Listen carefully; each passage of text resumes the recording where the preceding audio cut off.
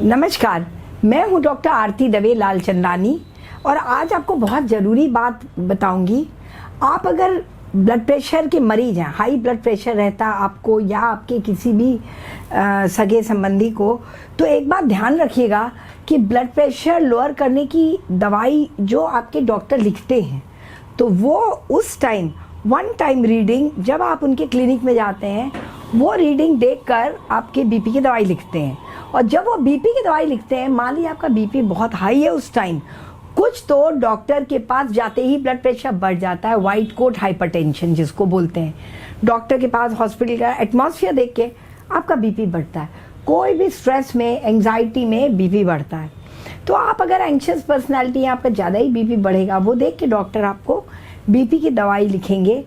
और डॉक्टर आपको हो सकता है ये भी बताएं कि ब्लड प्रेशर की सेल्फ मॉनिटरिंग करनी चाहिए। बीपी है, ब्लड शुगर है, ऑक्सीजन सैचुरेशन है, लंग्स के कंडीशन किसी को हो तो, या डायबिटीज़ हो तो शुगर मॉनिटरिंग, ये सब चीज़ें घर में करनी चाहिए। एजमेटिक मरीज है तो उसको ऑक्सीजन की मॉनिटरिंग पल्स ऑक्सीमीटर से, और उसी तरह ब्लड प्रेशर के मरीज को एक बीपी इंस्ट्रूमेंट घर पे रखकर बीपी की मॉनिटरिंग करनी चाहिए।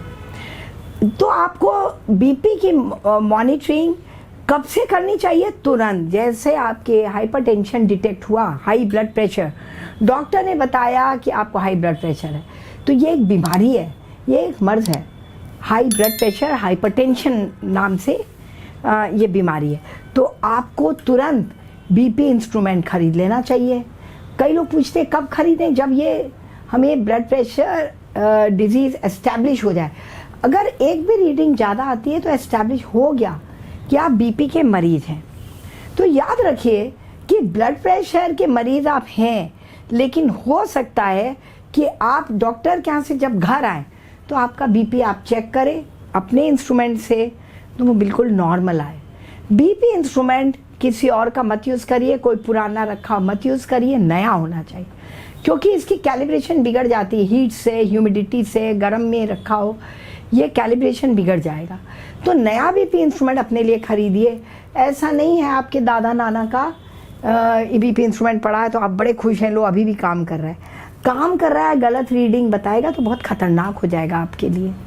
तो नया बीपी इंस्ट्रूमेंट लीजिए, उसको भी कोशिश करके साल भर नहीं तो 1.5-2 साल मैक्सिमम यूज़ करिए, फिर नया खरीदिए। आजकल लगभग 1000 रुपये में ऑनलाइन भी मिलता है, हर जगह बीपी इंस्ट्रूमेंट अवेलेबल है। तो एक खरीद लीजिए और उससे नापना आप शुरू करिए। हो सकता है कि आप घर आए और नॉर्मल आए तो फिर आप ये कर सकते हैं कि वो बीपी की दवा आप थोड़ा डिले कर सकते हैं शुरू करने में, क्योंकि हो सकता है डॉक्टर के यहाँ गए आपका बढ़ गया हो। तो आप ये करें कि आप 2-3 रीडिंग लें और बीपी की दवा अगर 130/90 बीपी है, 2 रीडिंग होती है, एक ऊपर सिस्टोलिक, नीचे डायस्टोलिक। अगर ऊपर की रीडिंग 130 या इसके नीचे है तो दवा मत शुरू करिए। डायस्टोलिक आपका 90 या 90 के नीचे है, दवा ना शुरू करें आप, और आप वेट करें, कुछ रीडिंग्स लेते रहें। स्ट्रेस में भी या कुछ भी काम कर रहे हैं और बीपी अनड्यूली बढ़ जाए, 140-100 के ऊपर चला जाए, तो ये एबनॉर्मल है, तब भी आपको दवाई लेनी पड़ेगी। क्योंकि बीपी की रीडिंग, जैसे ब्लड शुगर की रीडिंग, इवन ऑक्सीजन सैचुरेशन, ये डायनेमिक रीडिंग होती हैं, ये फ्लक्चुएट करती रहती हैं, ये कभी स्थिर नहीं रहेंगी। आप ड्राइव कर रहे हैं तो वो एक ऐसा एग्जाम्पल है, ड्राइव करते टाइम अगर आप हाईवे पे कर रहे हैं जहाँ बिल्कुल ट्रैफिक नहीं है या सिंगल लेन है, कॉरिडोर में ड्राइव कर रहे हैं, बंद कॉरिडोर में, तो आपका ब्लड प्रेशर नहीं बढ़ेगा, क्योंकि आपको कोई फ्रंट से ट्रैफिक नहीं झेलना है या कोई बीच में नहीं क्रॉस कर रहा है, आपका बीपी नॉर्मल रहेगा। जैसे ऐसी रोड पे पहुंचते हैं, बीच बीच से कोई आए या एक सिंगल रोड है, दोनों ट्रैफिक वन वे नहीं है, तो वहाँ पर आपका स्ट्रेस लेवल बढ़ेगा, बीपी बढ़ेगा। तो बीपी की डायनेमिक रीडिंग्स होती हैं हमेशा। तो आप लेकिन रेस्टिंग में ब्लड प्रेशर देखिए, और मान लीजिए ज़्यादा है, दवाई ज़रूर शुरू करिए, ज़रूर। डॉक्टर ने जो दवाई लिखी है ज़रूर शुरू करिए। साथ में ये मत सोचिए दवाई तो लेना ही है, लाइफस्टाइल क्यों चेंज करें?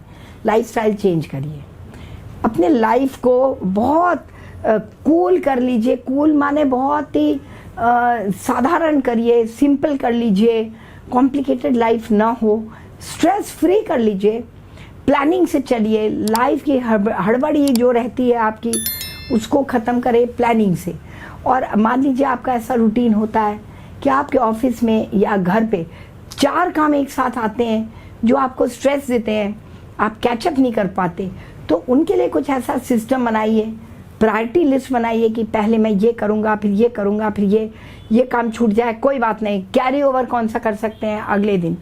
ये बहुत ज़रूरी है। ब्लड प्रेशर का सबसे बड़ा कारण यही होता है कि कई काम हमारे ऊपर एक साथ आ जाते हैं और हम भागते दौड़ते रहते हैं, एक काम दूसरा काम, और करते करते कई काम छूट जाते हैं क्योंकि हमने प्लानिंग नहीं की। हमें पहले से ही क्या काम हम कर पाएंगे, क्या काम हमारे लिए पॉसिबल नहीं है करना, पहले ही छोड़ देना चाहिए। पहले उसको नेक्स्ट डे के लिए कैरी फॉरवर्ड कर लीजिए और जितना कर पाए प्रायोरिटी से करिए। अगर ज़रूरी काम छूट गया बहुत स्ट्रेस होगा, ज़रूरी काम पहले करिए। तो ये भी बीपी के लिए ज़रूरी है कि आप साथ में लाइफस्टाइल ओवर ईट मत करिए, बहुत हैवी खाना मत खाइए, बहुत ज़्यादा फैट मतलब बहुत ग्रीजी, बहुत तेल घी वाला खाना, मीठा खाना, बहुत मिठाई, ये आपको स्ट्रेस देता है, ये आपका बीपी बढ़ा सकता है, ये मत खाइए। नमक से हाँ बीपी बढ़ेगा, पर नमक ज़रूरी है, जैसा मैंने वीडियोस में कहा, हाँ बीपी बढ़ेगा नमक से, लेकिन वो तो आज ज़रूरी चीज़ है, उसके बिना तो आपका काम नहीं चलेगा। पानी है, हवा है, सांस लेना, ये और नमक और भोजन, ये तो ज़रूरी है लाइफ के लिए। भले भोजन से आपका शुगर भी बढ़े, आप डायबिटिक हैं, भोजन तो ज़रूरी है क्योंकि शुगर बढ़ेगा, लेकिन शुगर ब्लड में इसलिए बढ़ रहा है कि यूटिलाइज नहीं हो रहे कैलोरीज, तो इसका मतलब नहीं है आप भोजन छोड़ दें। उसी तरह नमक तो ज़रूरी है, ब्लड में नमक की मात्रा होनी चाहिए, करीब 140 मिलीग्राम होनी चाहिए, नहीं तो आपकी तबीयत ही नहीं ठीक लगेगी, आप वर्क आउटपुट नहीं दे पाएंगे, काम नहीं कर पाएंगे, नींद भी नहीं आएगी, उलझन होगी, घबराहट होगी, हाथ पैरों में दर्द होगा, नशा जैसा चढ़ा रहेगा पर नींद नहीं सो नहीं पाएंगे। तो आपको ये भी ध्यान रखना है कि सारी नॉर्मल लाइफ लीड करते हुए भी आप सारा काम छोड़ के बैठ जाएं और सोचे कि अब तो कोई स्ट्रेस नहीं है, बीपी मेरा डाउन रहेगा, ऐसा नहीं है। काम भी करते रहिए, आराम आराम से करिए, बिना थकान, बिना टेंशन, बिना स्ट्रेस, बिना हड़बड़ी, नो हरी वरी, बिना हरी वरी के काम करिए, बीपी आपका ठीक रहेगा। समय से दवाई खाइए, बीपी की दवाई खाने के पहले खाइए, भोजन के पहले तो ज़्यादा असर करेगी। और जैसे आपका बीपी कम होने लगे, 120 से कम होने लगे, तो आप तुरंत दवाई कम कर दीजिए। हाँ, अपने आप भी कर सकते हैं, जब तक आप डॉक्टर के यहाँ जाएं, 120 से नीचे बीपी आने लगे, किसी एज ग्रुप के लिए एक जनरल रूल बता रहे हैं, तो आप कम कर दीजिए। बीपी कम होगा तो इस्कीमिया होगा, ब्लड सप्लाई की कमी आएगी, हार्ट में, ब्रेन में चक्कर आएगा, ऑर्गन अफेक्ट करेंगे, हाथों पैरों में भी आपको कमजोरी आएगी, खड़े नहीं हो पाएंगे, थकान होगी, चक्कर खा के गिर भी सकते हैं लो बीपी में। तो बीपी अगर आपके दवाई आप ले रहे हैं और आपका बीपी कम हो रहा है, तो आप डॉक्टर के यहाँ जाएं, किसी भी डॉक्टर के यहाँ, तो पहले बताइए कि आप ये बीपी की दवाई ले रहे हैं और अपने आप ही उसको कम करिए। नहीं समझ में आए तो बंद कर दीजिए। लो बीपी जैसे लो ब्लड शुगर ज़्यादा हार्मफुल है बजाय हाई बीपी और हाई ब्लड शुगर, उसमें आप जिंदा रहेंगे, डॉक्टर के यहाँ पहुँच जाएंगे, पर ब्लड शुगर बहुत लो हो गया, बीपी बहुत लो हो गया, तो आप डॉक्टर के यहाँ भी नहीं पहुँच पाएंगे। तो समय से आप दवाई कम करिए, पानी कम करने से नहीं बीपी कम होगा। और नमक अगर आप ज़ीरो भी कर देते हैं, बिल्कुल नहीं, तो ये मत सोचिए कि दवाई नहीं खानी पड़ेगी। दवाई खाना, नमक भी खाना, वो ज़्यादा अच्छा है बजाय कि नमक बिल्कुल बंद करके दवाई ना खाना।